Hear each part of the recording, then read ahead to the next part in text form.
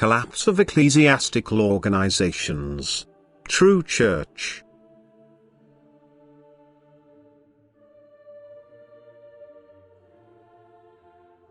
The last days will be preceded by a time when my word and everything referring to me as Creator and Provider will come under attack.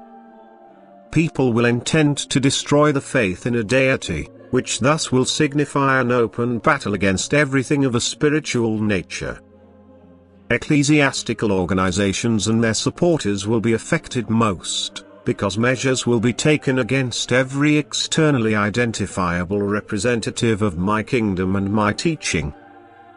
As a result, I will awaken messengers of my word outside of these organizations, who are called by me to spread my teaching, for they are in possession of the full truth and therefore also suitable teachers for their fellow human beings in the last days.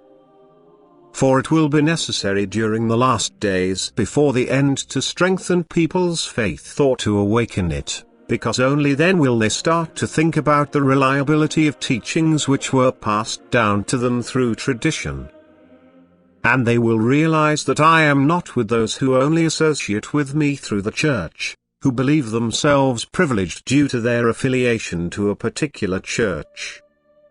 Indeed, I love each one of my children. But if a child does not fulfill the Father's will by not using its bestowed gift of intellect and thereby activates its intellect and heart in order to know when it is doing my will, to recognize when false prophets pretend to be my messengers, the child will distance itself from me and only find its way back to me with difficulty.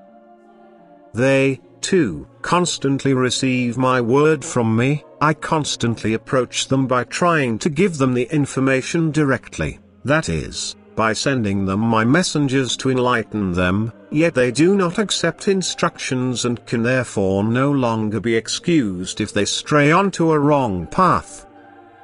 However, once people lose their church due to my adversaries' actions, only people who are truly devout and so intimately connected to me that I can always be close to them, will not falter.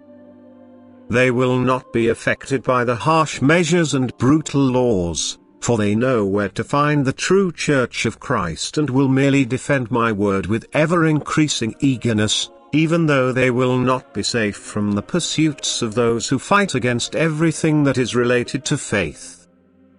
All of you, however, will still have to make your decision, and only your inner conviction that you know the truth, which is proven to you by the word I conveyed to you myself, will then give you the strength to offer resistance. Then you, and all those who listen to you and want to serve me, will use all their power of persuasion, and nothing will disturb them, for then they will know that they only need to wait a short time until they will be happy. They will know that everything external can certainly waver but not the church which Jesus Christ founded on earth. The true church, which cannot be overcome by the gates of hell.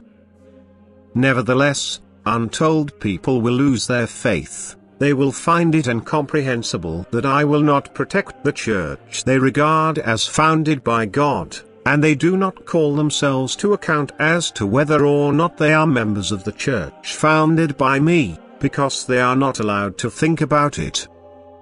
And thus, something that people regard as invincible will fall apart. It will collapse like a house of cards because it is a human structure that cannot last. Yet my own will not be overcome. They will have the strength of faith that offers resistance because it finds my support.